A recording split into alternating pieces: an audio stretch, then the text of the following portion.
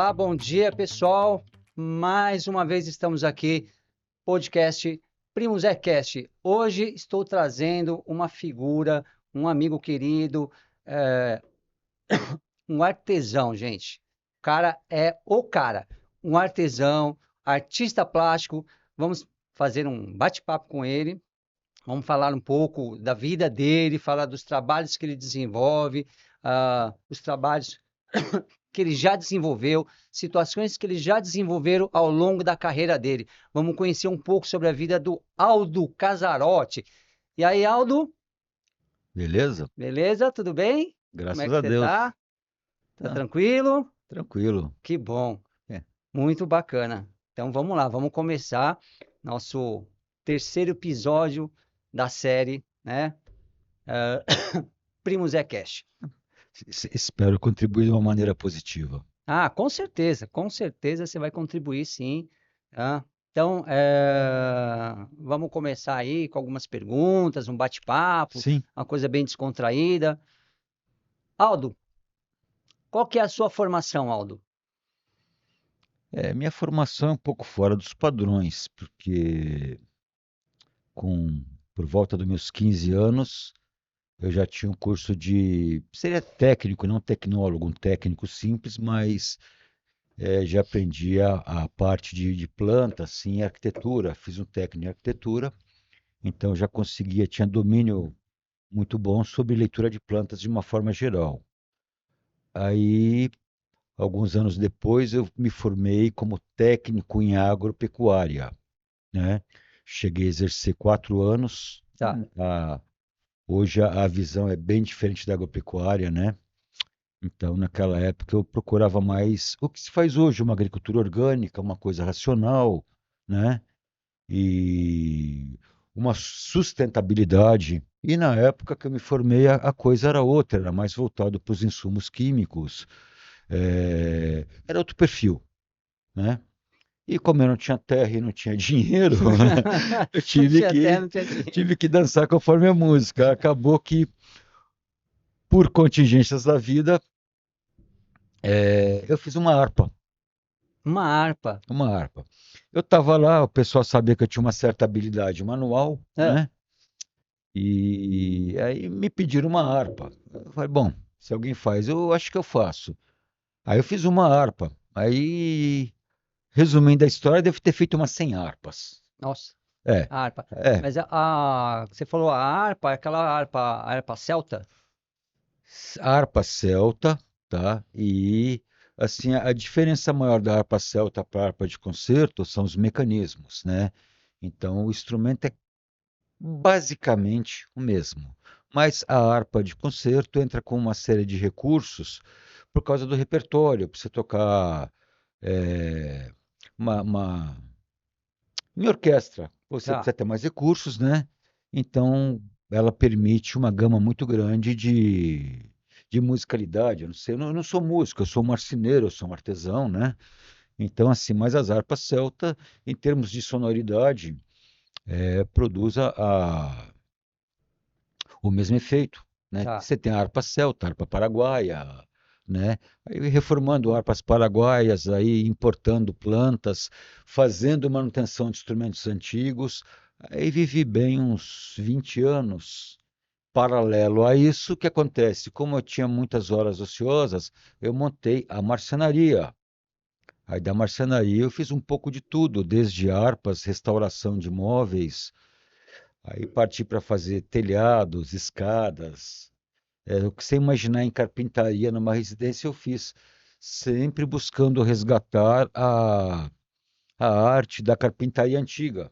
Então, assim, por exemplo, eu ia em um exemplo, né, no gasômetro. No Ah, gasômetro você tem lojas muito grandes lá que trabalham com ligado para de madeiras, portas, uma série de insumos, né, em geral, na área de madeira, né?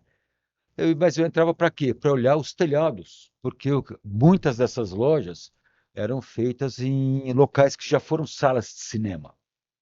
É que eles olha, fizeram, arrancaram o interessante. forro, arrancaram tudo, então você tem uma aula ao vivo de como montar estruturas. Paralela a isso, pesquisando a parte de proporções, tudo. Aí eu procurava recriar essas estruturas dos meus telhados, né? Tá. Aí fui deixando as harpas, trabalhando com isso, mas sempre procurando agregar valor à minha mão de obra. Aí fui descobrir as adegas no meio do caminho, né? E, paralelo, quando eu descobri as adegas, foi quando eu conheci, inclusive, sua esposa na faculdade de artes. Sim, sim, lembro. Aí eu agreguei a. Na verdade, eu sou amigo da esposa dele, tá? Não sou amigo dele, não. Tá? E a Mas não tem Ana. problema, eu insisto ser seu amigo. Fica tranquilo. Tá certo. Né? Mas é que acontece. Foi uma fase assim que é muito interessante que você passa a ver antigos ofícios com uma nova visão, Tá. tá?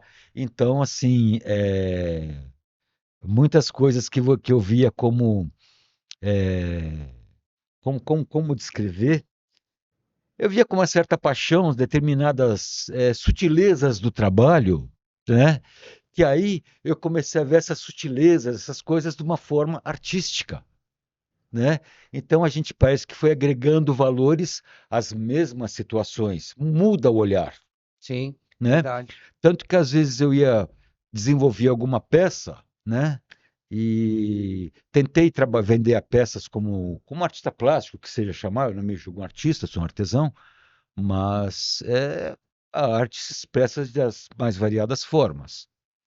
Em algum momento eu julguei que as minhas peças eram peças artísticas e agregavam valor a elas.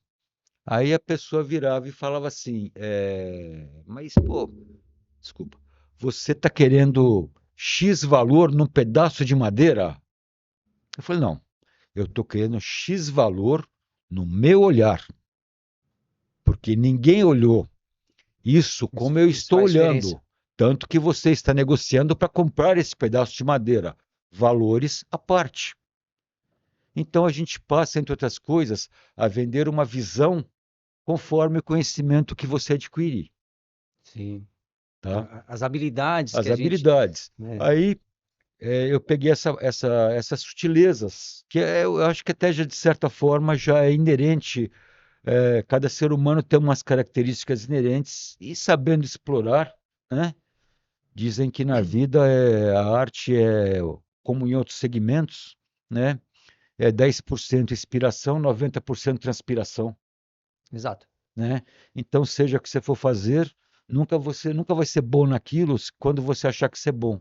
Enquanto você estiver estudando, aprendendo, buscando, você pode falar que você é bom. A hora que você estacionar, cara, Aí já era. esquece, Esquece, é verdade. tá? Então, assim, E vou te falar assim, olha, eu já fui no, na marcenaria, assim, eu falo marcenaria, ateliê, galpão, é, o espaço onde ele trabalha e desenvolve os trabalhos dele é um espaço totalmente alternativo, né? Não é uma marcenaria convencional, porque as pessoas olham a marcenaria de forma convencional. Você chega na marcenaria dele, no estúdio dele, no ateliê dele, é, é um mundo à parte, entendeu? Você chega ali, toma um café, a coisa bate um papo, aprende muito, porque o cara tem muito, muito, muito para ensinar, né? E eu sou um cara que quando eu vou lá, eu tento aprender um pouco tá sobre certo. você, sobre esse Olha, mundo. na vida tudo tem que ser prazeroso, né? Então, ninguém acorda todo dia, olha, estou feliz com o que eu faço. Tem dias que realmente a gente quer ser um Sim, avestruz, né? verdade. Enfiar a cabeça no buraco ali e esquecer do mundo. Mas, de uma forma geral, eu imagino que o Pinóquio, aquele personagem, né, foi criado numa oficina parecida com a minha. O Gepeto devia ter uma oficina igual a minha. Porque, assim, tem que ter um pouco do lado lúdico, o lado Sim, prazeroso, o verdade. lado que você vai criar alguma coisa que você surpreenda a todos. Que é a razão de se levantar e trabalhar. Não é só ganhar dinheiro, cara. Não, é Não é verdade. só ganhar dinheiro. Ah, Você tem hoje que ter algumas eu. inspirações na vida, você tem É, que ter alguma coisa que o dinheiro ele te ajuda muito, mas se você não tiver paixão por aquilo que você faz, então, perde um pouco o sentido as eu, coisas. eu eu sou autodidata na marcenaria, mas O autodidata é relativo, porque, como eu comentei agora há pouco, é, eu saio para ver o que os outros fizeram. Porque uma das grandes mágoas que eu tenho no meu segmento, e muitos segmentos na vida são assim, um dia eu falei, pô, madeira é legal, eu quero viver da madeira. Tá. Aí eu entrava em oficinas com o senhor, hoje eu sou um senhor, já passei dos 60, então automaticamente estou na terceira idade, sou um senhor. Mas na época eu tinha menos de 30 anos, quando já tinha infelizmente desiludido de ser um técnico agrícola, comecei a fazer as harpas e fui buscar conhecimento nessa área, né? Então, algumas coisas que eu não tinha condição de fazer, eu pagava profissionais, marceneiros experientes para fazer, tá? E numa dessas eu fui na marcenaria, que eram os senhores já tinham uma idade bem mais avançada do que eu tenho hoje, né? Eu tava com o pé na cova. Sim, Cara, fim de sim, carreira. é verdade. Só que um tesouro de conhecimento, um tesouro de coisas que não tem escrito, é a tradição oral, Sim, conheci pessoas assim, cara, que era sabe? E eu espetacular. tentei fazer algumas perguntas, cara, e o que eu tive, sabe? Um sorriso de desprezo. Aí o que eu fiz? Eu parei, não terceirizei mais o serviço deles, que no caso era a arte da aplicação da goma lácua com a boneca, aquela coisa antiga que se usava tradicionalmente, né? E você embebe no álcool, é lixa, é aplicação de boneca. Boneca é parece uma petequinha que a gente coloca o verniz ali, vai esfregando 20, 30, 40 demãos, 50 demãos, mais polimento. Resumindo, eu fazia as harpas e levava para eles fazerem a gente chama de ilustração, né? Hoje se usa muito na seladora a ilustração. E cortei, fui para casa, cara, cheguei assim, quase o desespero. Só que 6 meses depois, eu prestava serviço de laqueação em residências. Aí eu ia laquear pianos, ia laquear móveis antigos. Eu dominei a técnica por conta própria. E quem descobre por conta própria sabe que é sofrido por causa de pessoas que não quiseram transmitir o conhecimento que já estava sendo inútil na vida delas. Isso me levou a fazer a faculdade de artes plásticas, a vontade de transmitir o conhecimento, além de agregar valores à minha mão de obra, é, ter técnicas para poder passar esse conhecimento, Sim, isso ajuda sabe? demais. E aí eu cheguei, não peguei o diploma, mas fiz a pós-graduação em arte terapia, em psicopedagogia, tá? Mas não tenho embasamento para ser um bom profissional nessa área. Mas o que que eu queria? Embasamento para poder transmitir o meu conhecimento, entender um pouco mais o próximo para saber como me adaptar. Então, assim, o grande lance de você tentar ensinar alguma coisa Hum, é você ver a dificuldade do seu aprendiz. isso é verdade. Porque, assim, eu tive nessa faculdade um dos maiores exemplos de o que é ser um bom mestre. Tinha um professor lá, né? Talvez assim alguém da escola que assista isso vai saber do Genaro, Professor Genaro? professor Genaro, É. né? Assim, para quem ia ouvir a fala dele, que tal semestre você vai ter aula com o Genaro, O Genaro lá pessoal, da Belas Artes, né? já, Faculdade cara, de Belas Artes. pensa num artista, um cara fantástico, sistemático, chato, sabe? Uma série de coisas assim que você não curte muito, mas que o torna excelente profissional. Um grau de exigência grande, mas ao mesmo tempo generoso para ensinar. Então, acabou o semestre com ele, ele me chamou e falou assim: olha, você está de recuperação. Eu falei, pô, não, cara, perfeito. Assim, eu sei que eu tenho jeito para uma escultura, para 3 dimensões, para uma série de coisas, mas a pintura eu sou um meio bruto, né? Então eu falei, cara, compreensível. Eu que peço desculpas, eu acho que você está com razão. Eu não sei pintar. Então tá bom, esses foram 2 quadros em 6 meses. Aí eu tinha 4 aulas para pintar um quadro. É. Aí ele chegou para mim e falou assim: Olha, você vai fazer o seguinte: você tem jeito para trabalhar com esses 3 ou 4 autores. E desses 3 ou 4 autores, você vai ter uma meia dúzia de pinturas, que ele selecionou alguns atores e algumas pinturas que ele achava que tinha a ver comigo. Legal. Então você prepara, você tem algumas coisas para já chegar semi-pronto na aula, para começar a pintura propriamente dita, né? É.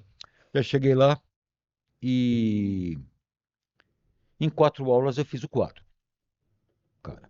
Eu tirei 9,5. O cara é chato, ele não tem que agradar ninguém, ele não precisa. É um professor, do mesmo modo que me deixou de recuperação, me deu a nota justa pelo trabalho que eu executei, tá? Aí você vê o que é o mestre. Ele viu as minhas dificuldades no universo da pintura. Falei, pô, o cara, a mão do cara é assim, ele trabalha assado, ele vê assim, ele vê assado. E eu tirei 9,5, cara. Eu me formei, acho que em 2003, 2004. Eu tenho esse quadro guardado até hoje. Foi a única coisa que eu guardei da faculdade. Cara, eu falei, olha, o mestre, O mestre. cara, é o mestre. Então, o que ele faz, a produção dele é algo fantástico, mas não estava em jogo naquele momento. Estava em jogo o quê? É a dificuldade do aprendiz, sabe? E assim, foi uma das lições que a faculdade me ensinou como ser um mestre. E busco isso no meu dia a No dia, seu o dia a pessoal que dia, trabalha comigo. você acaba buscando. É. E hoje, dentro da marcenaria ali, Hum. seu dia a dia, quais as dificuldades que você enfrenta? Né? Cita algumas dificuldades no dia a dia, tipo assim, é, nós temos diversas, principalmente, tipo assim, mão de obra terceirizada. Mão de obra às vezes, muitas vezes, é Olha, complicado. vamos assim, mão de obra, assim, em todos os segmentos, é um problema. Alguns mais que os outros. Por exemplo, no meu ramo, hoje eu faço um produto que é um móvel à base de MDF. O carro-chefe ele da construção daquela adega, tá? Aí passa-se uns dias. Eu vou fazer um outro produto que é folhado, folha natural de madeira, revestindo, tá? Com um bom verniz. Já mudei o meu cenário. Aí, o próximo produto, nós vamos trabalhar com ferro, fazer tudo de ferro com pintura eletrostática.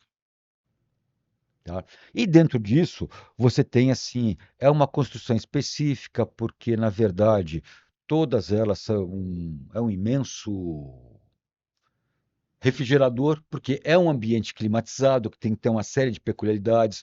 Os vidros são especiais, a vedação é especial, isolamento térmico, você tem que calcular a circulação de ar, você tem que calcular a carga térmica, sabe? Tem que calcular N coisas.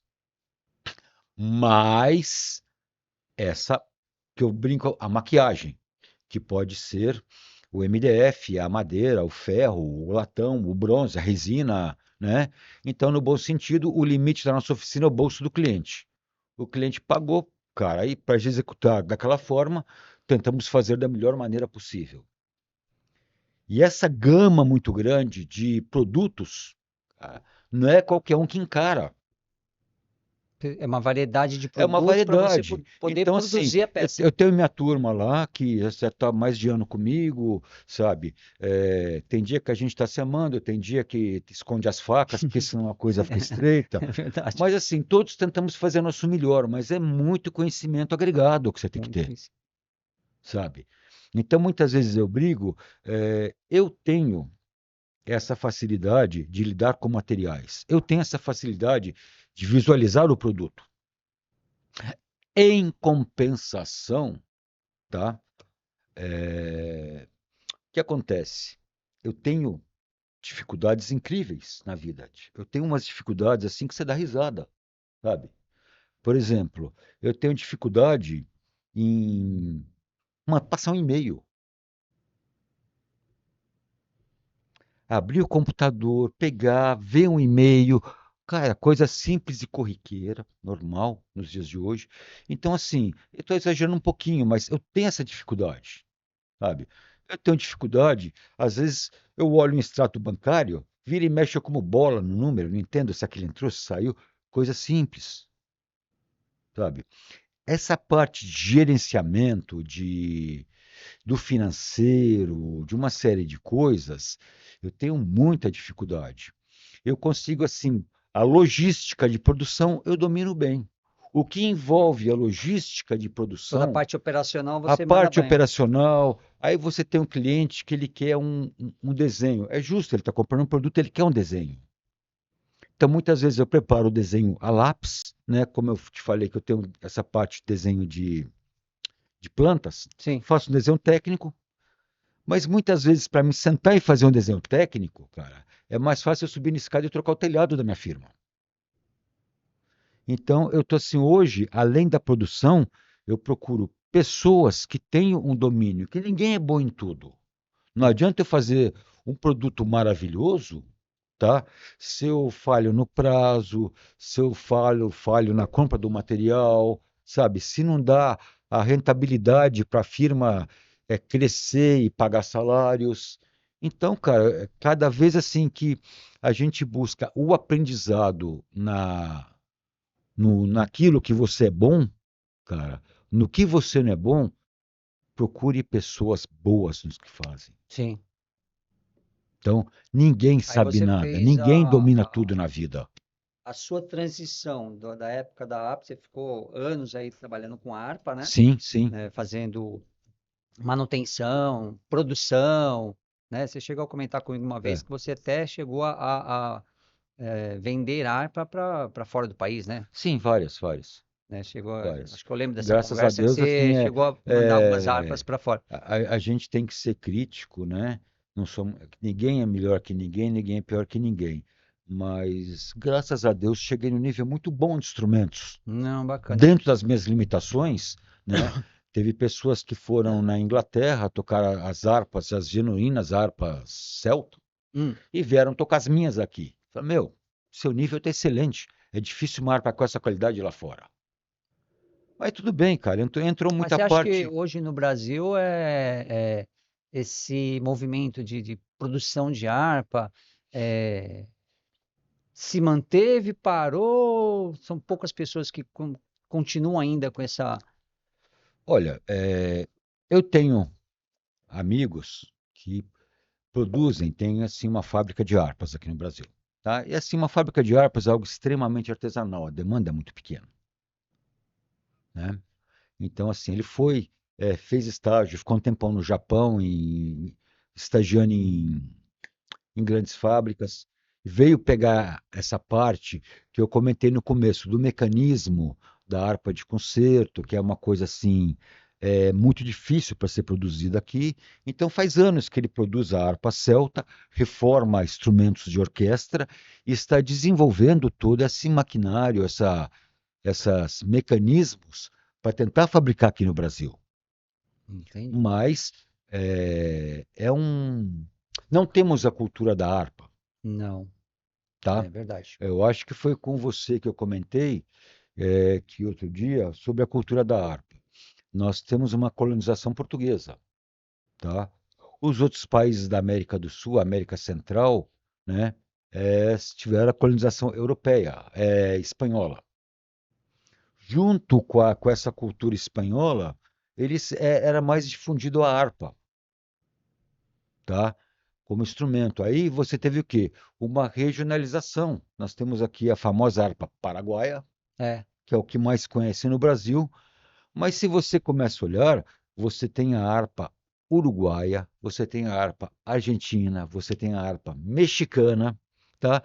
Que aquelas culturas foram desenvolvendo os instrumentos, elas regionalizaram, tá?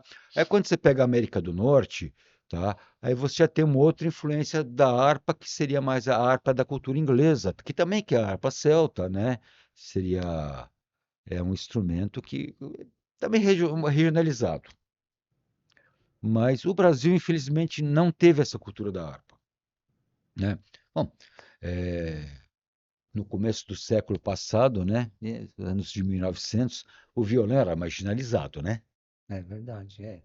O violão, quem tocava violão era malandro, era não sei o quê. Não se tinha a cultura do violão no Brasil. Era ligado para marginalidade quem tocava violão, né?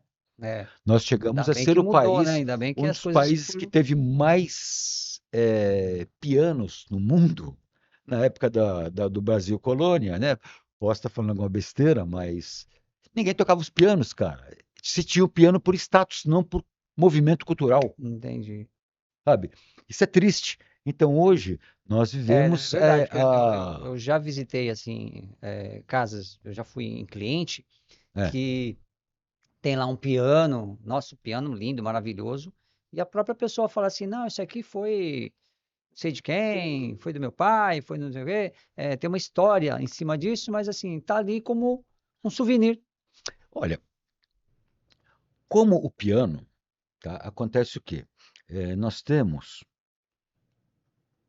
épocas, modas, tá? E é que assim, década de 70, 80, tá? Mais 70. E anterior a isso, você tinha o quê? Toda casa que se prezava tinha uma cristaleira na sala. Verdade. Você tinha que ter uma cristaleira na sala, cara, né? Aí os anos se passaram. Meu, quem não tinha um barzinho de mogre na sala de casa não era gente. É, Eu lembro os de disso. cerejeira também, mas de cerejeira virou brega logo, aí você que tem de mogno. Mas, meu, aquele barzinho cheio de espelho, taça pendurada, cheio de uísque, caramba. Verdade. Passou. Hoje, a adega é a bola da vez.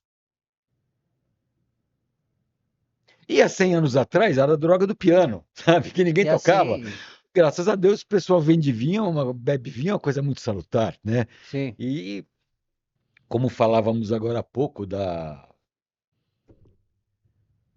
marcenaria, você fazer a artes e ver com outros olhos, né? Eu comecei a fazer as adegas também por contingências, é que apareceu uma adega e não sei o quê, aí vi muito problema de refrigeração, fui fazer você, Senai, fui estudar, fui fazer você cursos, foi ajustando para investi em conseguir ferramenta, fui atrás do do conhecimento, conhecimento. conhecimento, Entendi. tá? Tá Então, certo. assim, primeiro, porque a mão de obra, como em todos os segmentos, é complicado na refrigeração. E também não é uma refrigeração pré-estabelecida. Eu não estou fazendo, olha, um refrigerador da cozinha. Não, eu tenho os formatos mais diferentes possíveis, com necessidades muito peculiares, como do mesmo forma que tem um acabamento, eu tenho refrigeração. Então, tem que ser uma coisa versátil. E para ser versátil, você tem que estudar, conhecer. Sou bom no que eu faço? Tento. Se eu sou bom é outra história. Eu tento fazer o meu melhor para atender o meu Hoje, cliente. hoje uma adega, tira um pouco dessa dúvida aí, é,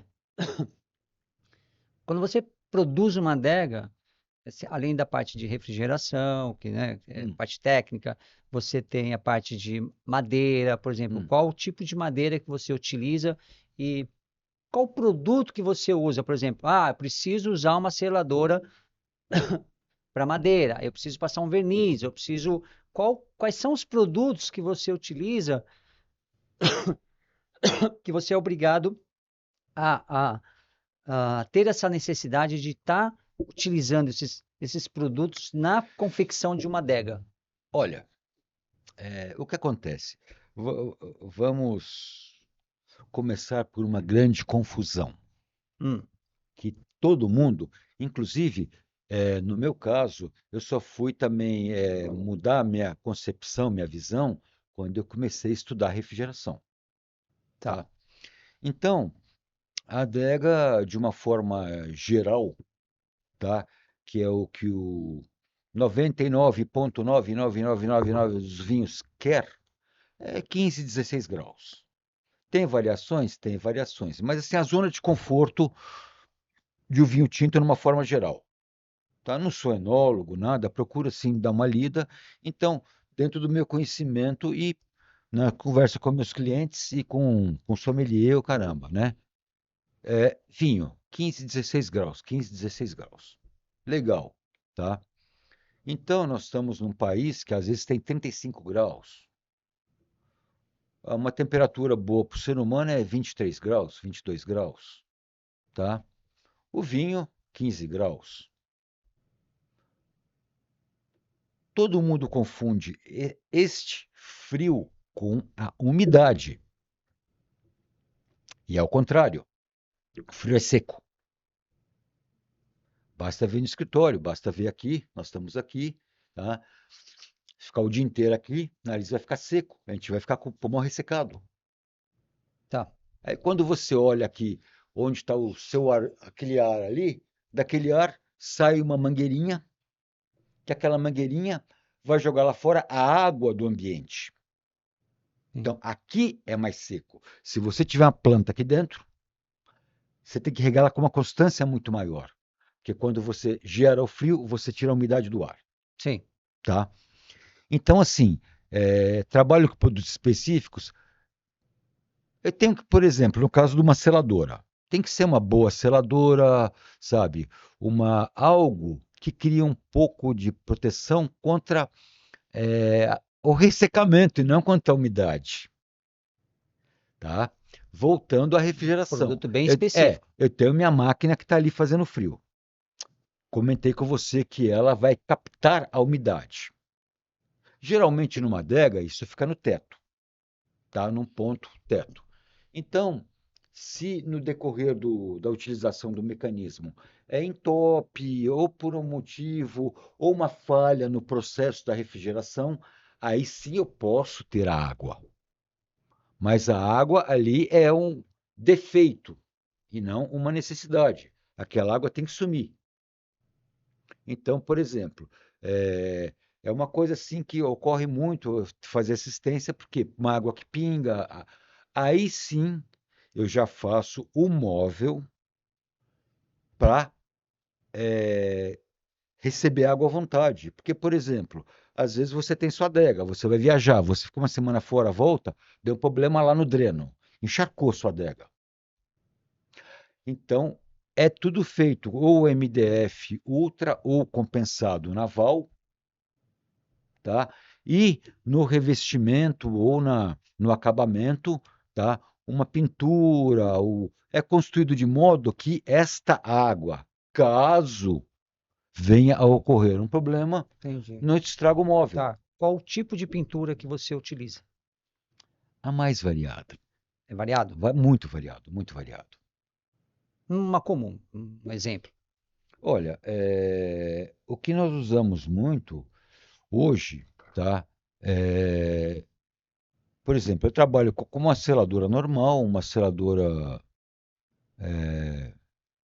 alto poder de sólidos, que é a seladora industrial, tá? Porque o rendimento é melhor, tá? Cria uma película de proteção melhor. Em cima dessa seladora, eu posso trabalhar com vários vernizes, com verniz com brilho, com verniz sem brilho, conforme a tonalidade que o cliente quer. Primeiro lugar, uma seladora à base d'água e depois a seladora à base de thinner. Por quê? A seladora à base d'água, ela pigmenta diferente a madeira. Então, por exemplo, a hora que você passa na madeira, a madeira escurece. Enquanto ela está hidratada ali, secou aquela água, ela volta a uma cor, entre aspas, natural. A base de thinner, não. Você passou, ela já fica. Desce um tom na palheta ali, da Entendi. cor. Seria a base de solvente, né? A base de solvente. Então, você faz o quê? Se isola primeiro, tá? Para depois você trabalhar com os processos de acabamento de proteção. A seladora à base d'água é muito boa, é muito legal, mas por enquanto eu confio mais na a base de solvente, a base de thinner e um bom verniz para a umidade. Já fiz testes, tudo. A base d'água tem até uma durabilidade boa, se usa muito para piso hoje, os produtos à base d'água, né? São muito bons. Mas ainda eu prefiro, por segurança, trabalhar nessa praia mais tradicional que é a base do do solvente. solvente. É. E os produtos? Vamos falar um pouquinho de produtos que você já utilizou madeira, você reutiliza madeira para produzir peças, né? Que você tem essa linha sustentável, né? Sim, agora é o que acontece. Na parte de harpas, instrumentos musicais, cheguei a fazer harpa grandes até, harpa de 1,70 m, com material que eu achava na rua. Lateral de cama, aí, batente de porta, tábua de andaime, tá? Aí olha o quê? O estado, a madeira, tá? Se é um cedro, se é um mogno, se é uma embuia, cerejeira, cedrinho, vê se a madeira, a matéria-prima em si, Sim. porque o que acontece é, Até porque cada madeira, né? O mogno, o cedrinho, ah, você tem uma variedade.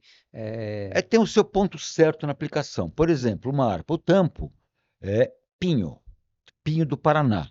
O correto para uma harpa seria um abeto, alguma coisa, que é um pinho europeu, mas é uma conífera. A conífera tem suas propriedades sonoras, tá? E é igual ao nosso pinho do Paraná, que também dá um bom tampo, tá? As harpas paraguaias, que tem um som excelente, são todas feitas com pinho do Paraná.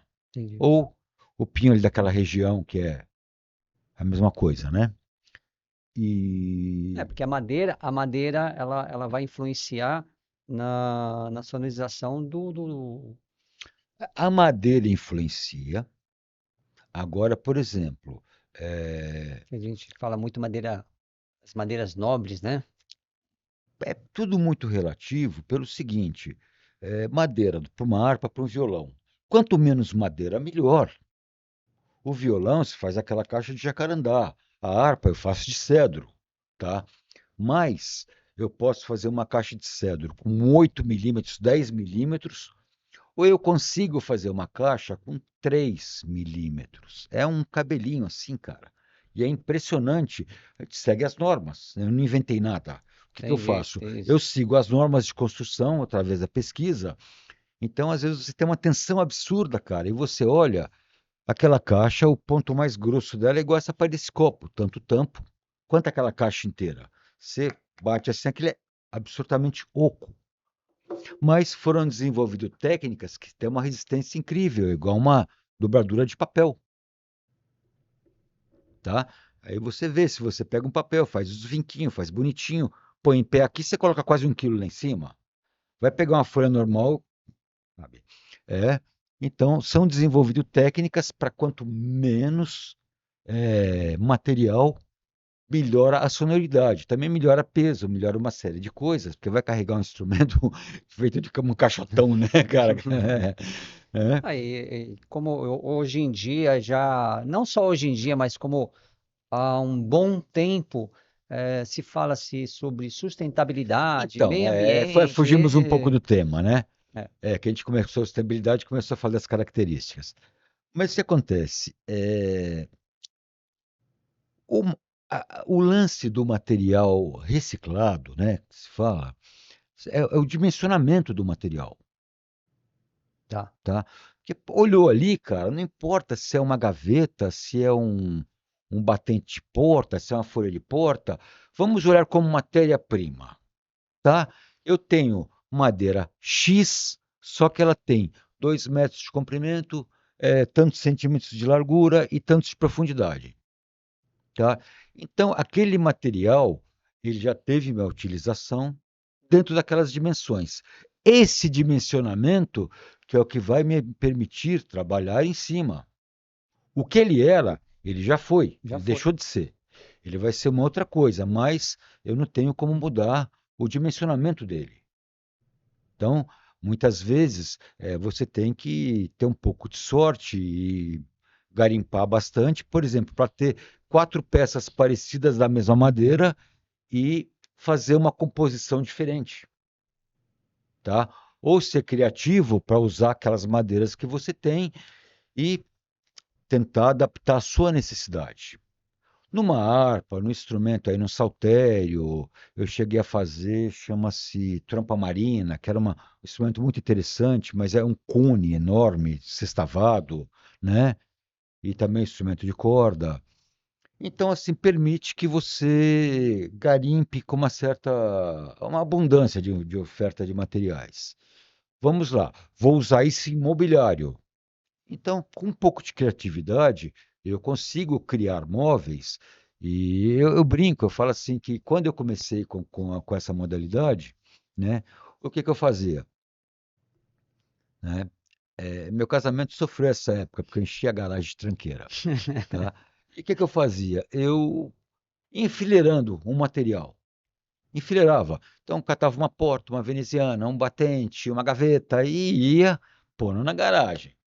Aí tive uma hora que eu sentava, olhava para aquela parede cheia de lixo e vamos conversar. O que que nós vamos O fazer? que que vai daí, o que que vai sair daí? Então, assim, entre aspas, eu tinha que saber ali que cada um, a aptidão deles, sabe?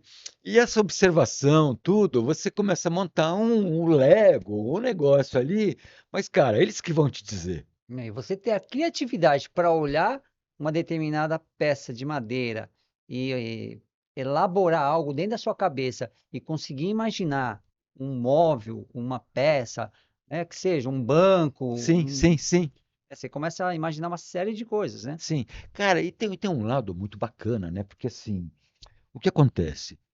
Minha formação original, tá? Que falamos agora há pouco. Isso há 40 anos atrás, o que que eu quis?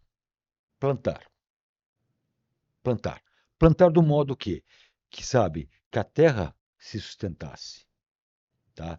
De uma forma natural, dentro daquele ciclo. Você tem a decomposição cria elementos, do pó viemos, ao pó voltaremos, aquela coisa toda, tá? Mas assim, é um ciclo, a vida é um ciclo, Sim, tá? Plantar é um ciclo.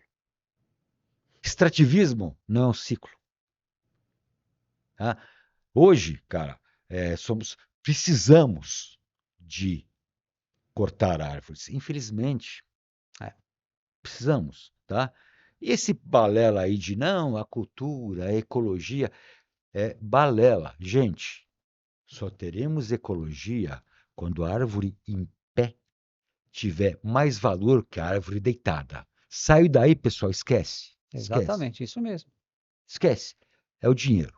Tá? Árvore em Infelizmente. pé, dá dinheiro? Dá. Não importa como, você vai ter um mico-leão, você vai ter o caramba lá, se você vai fazer um gangorra, ela tem que ter valor em pé. Por enquanto, a árvore só tem valor deitada. Né? Tá?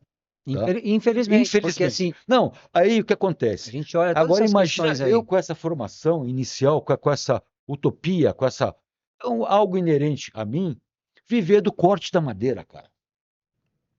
Sim, Sabe? verdade. Sabe? Eu olho aquela abundância nas madeireiras, eu fico triste, cara. Por quê? Cara, o macaquinho perdeu a casa dele, a onça perdeu a casa dela, o passarinho perdeu o Isso, ninho dele. isso. Você fodeu literalmente, cara, N espécies. Sim, você Aí você acabou, você tá contribui para a extinto. desertificação, caramba.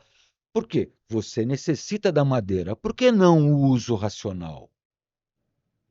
Qual o problema de você parar seu carro, ou que seja, você andando a pé, e olhar dentro daquela caçamba lá e falar assim: meu, matéria-prima de primeira qualidade sem agredir o meio ambiente. Você consegue reutilizar muita coisa, Cara, muita coisa. E minha você está casa. promovendo. O que acontece? É, eu já falei para muitas pessoas, né? Falar sobre meio ambiente, educação ambiental, falar sobre protocolos, todas essas coisas. Hoje Cara. nós temos aí uma sigla que é o SG, né? Ambiental, Social e Governança. O que acontece? No papel é tudo lindo, mas na prática as coisas funcionam diferente. Na prática as coisas não são exatamente como, né, a educação ambiental na prática ela funciona diferente, né, sustentabilidade na prática ela funciona um pouco diferente, né, eu já vi muito essas questões. É, Olha, tem duas coisas. Nós temos a utopia. A utopia é lindo, cara. Nós estamos aqui no Sul Maravilha, tá? E assim, nós não temos a menor noção, eu não tenho a menor noção do que é a realidade, tá? De Rondônia, de Roraima. Não temos. Ah, o índio, cara. O índio é um coitado, porque ele está sujeito às nossas políticas. Ele é um ser humano que não é um ser humano, É, verdade. sabe? O índio, pelo que a gente vê aí, cara, para o cara ter acesso ao saneamento básico, já é contra as leis. Não, saneamento básico é contra a cultura. Caramba, bicho, cara, é um ser humano.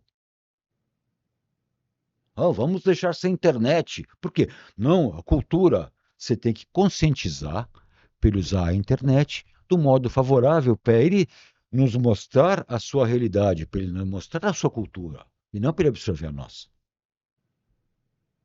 É, você tá? mata a cultura Aí de o um que povo. acontece? Esse mesmo índio, às vezes é vítima do quê? De um mercado que ninguém faz ideia do mercado de madeira, tá? Que todo mundo combate, as ONGs combatem, mas as ONGs, esse pessoal tudo vive da É, exploração da madeira, cara.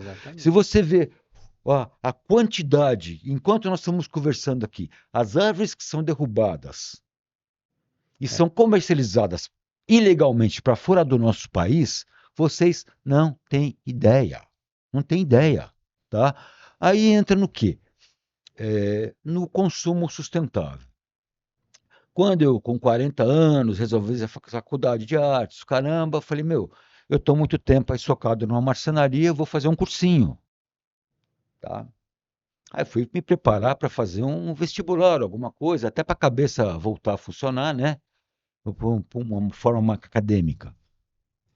Aí, cara, fui lá fazer meu cursinho, aí me pediram uma redação sobre ecologia.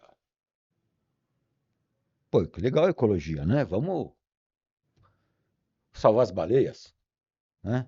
Aí, cara, eu pensei o quê? Falei, ecologia, ecologia. Cara, eu tô aqui em São Paulo. Eu tô aqui no meio do burburinho, sabe? Fazer o quê? Vou plantar alface orgânico na Consolação? Não, cara, o que que eu vou fazer? Eu, indivíduo, como eu posso ser produtivo para a ecologia? Hã? Sabendo o que eu consumo. Pô, deixa eu ver isso aqui. Meu, tem muito plástico aqui. Olha, isso não é legal. Deixa eu ver uma aqui. Vai menos plástico, tá? Deixa eu ver isso aqui. Como é produzido? Não, é produzido a agressão que ele causa, o impacto que ele causa no ambiente. Aí eu procuro ler, procuro saber do que é composto, procuro saber se é bom para minha saúde, procuro saber os sim, conservantes. Então eu procuro uma série de coisas, primeiro, ter uma vida saudável, segundo, uma vida saudável como um todo. Tá, olha que, pô, que bacana, ó, isso aqui é feito por agricultores que têm uma proposta orgânica, olha que legal, ou a embalagem é reciclável. Eu, você, ele, todos nós podemos fazer isso pela ecologia, sim, tá? verdade. Aqui em São Paulo, acho que 10 milhões de pessoas que nós temos aqui atualmente, né, mais ou menos, 10 milhões de pessoas podem fazer alguma coisa pela ecologia, Sim, exatamente. tá? Pode sim, é verdade. Então, o que acontece? Veio a correção da minha redação. Que eu falei, olha, vamos parará para consumo sustentável. Ainda assim, lembro como se fosse hoje, a última frase. E lembre-se, o produto que não vende sai de linha, tá? Quando eu recebi a minha a correção, tinha um risco vermelho atravessando a folha, escrito fugiu ao tema. Eu não sei o que se esperava que eu dissertasse sobre ecologia, É, sabe? é meio complicado. Então, cara, eu acho que todo esse discurso, como a árvore em pé, como o consumo ecológico, sabe, é o que nós podemos fazer para incentivar ou não o extrativismo, sabe? Ver o impacto que nós fazemos, tá? Hoje, infelizmente, no meu meio, como eu trabalho sob encomenda, eu não posso me dar o luxo de captar o material e conversar, meu, vou te reencarnar, o que que você quer ser, sabe? Então foi me tirado, porque por causa do meu cliente. Mas mesmo assim, eu procuro incentivar o meu cliente, eu procuro, dentro das minhas condições como produtor, trabalhar de uma forma harmônica, o melhor possível, Tá né, certo. com o meu meio, Isso aí. né? Deixa eu. Acho que eu falei demais, né, Não, gente? que imagina que falou demais. Eu preciso falar aqui sobre o parceiro, né? Nosso parceiro aí, a Bela Tintas, né? Que eu tenho uma grande parceria com eles, né? São 80 lojas aí espalhadas pelo estado de São Paulo. Trouxe alguns produtos para estar mostrando para vocês, dar dica de produto, né? Nós temos aqui hoje o epóxi à base d'água. Olha só, o epóxi à base d'água. O epóxi você pode dar uma revitalizada no teu ambiente. Uma tinta que é utilizada em azulejo, por exemplo. Você pode pintar o seu azulejo com tinta epóxi, que é a base d'água. Super tranquilo, super fácil de aplicação. Então, assim, fica a dica aí de um produto que é vendido nas lojas da Bela Tinta, tá? Nosso parceiro, tá? Fazer um gancho na sua venda aí. Fica madeira. Sim, é bom? Não. Esse aqui é utilizado em revestimento, paredes, né? Azulejos, Tá, né? tá, Não é o epóxi. Normalmente você não utiliza ele em madeira, tá. né? Por conta dele ser um produto para um tipo de revestimento. Entendi. Revestimento que é assim, você tem um revestimento tipo cerâmica, você tem um azulejo, ele é para esse tipo de ambiente. Tá. Você quer passar o epóxi lá no seu banheiro. Então você vai usar um epóxi à base d'água, né? Tá, Então pá. você tem outros produtos, né? Então esse é um produto que é só para você melhora o ambiente, dá uma repaginada no ambiente, Tá. Com custo-benefício. com um custo também, né? Normalmente a gente acaba falando para as pessoas, contrate um profissional, porque ele vai te orientar, né? A É, maneira de aplicação, quantidade de produto, porque às vezes a pessoa chega na loja, ou mesmo você chegar na loja, né? Chega numa das lojas da Bela Tinta, procura lá as pessoas, o vendedor, o líder da loja, e pede informação, né? Pede informação, eu quero pintar lá meu banheiro, quero pintar a parede da minha cozinha. Eu vi lá no podcast lá do Primo Zé, lá o Epox. Então, gente, é isso aí. Então, vai lá, confira os produtos nas lojas da Bela Tinta, são mais de 80 lojas espalhadas aí em diversas cidades, né? São Paulo, Guarulhos, Poá, Suzano, Santo André, São Bernardo, e são uma infinidade de locais, né? E aí, e vamos aí, né? E vamos que vamos, né? Aldo, tem alguma coisa que você queira falar? Deixar aí um contato seu para que as pessoas possam conhecer o seu trabalho, o trabalho da adega, trabalho ou até outros trabalhos que possam surgir aí. eu não sei como é que funciona, se pessoal se tem link, se não tem, né? Para mim é tudo novidade. Mas eu tenho o meu site, que é o Vila Rica Adegas, né? É o É site Vila Rica Adegas. Vila Rica Adegas. Se você colocar adegas climatizadas lá, já aparece o Vila Rica, tá?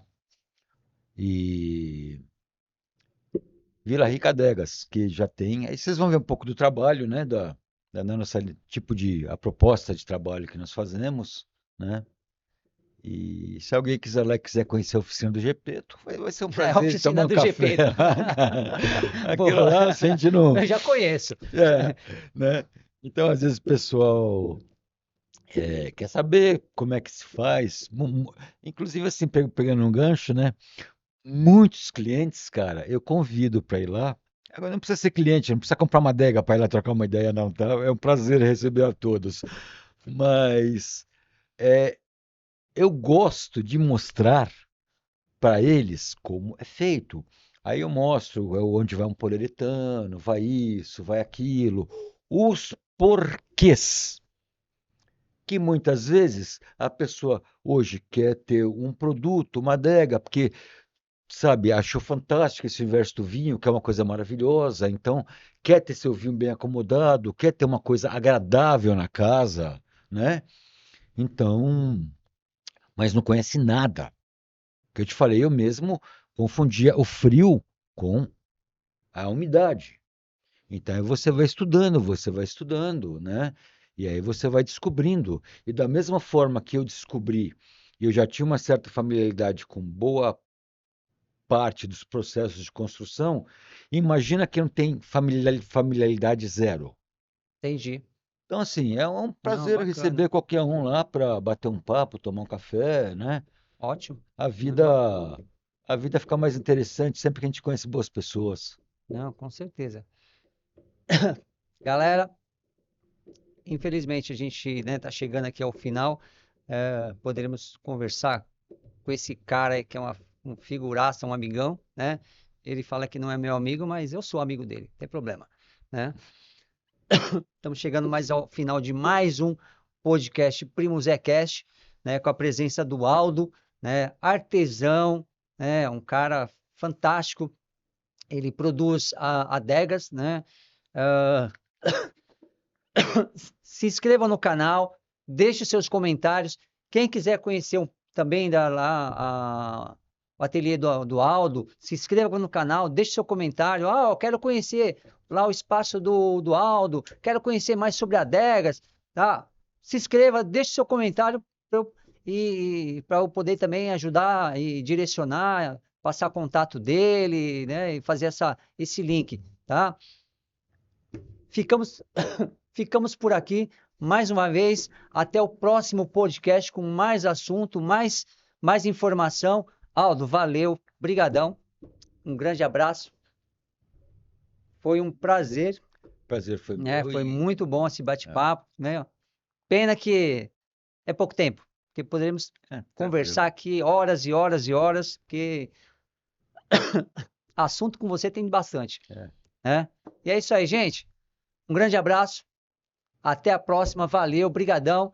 Não se esqueça, se inscreva no canal, deixe seus comentários, hein? Um grande abraço a todos, até a próxima. Fui, tchau!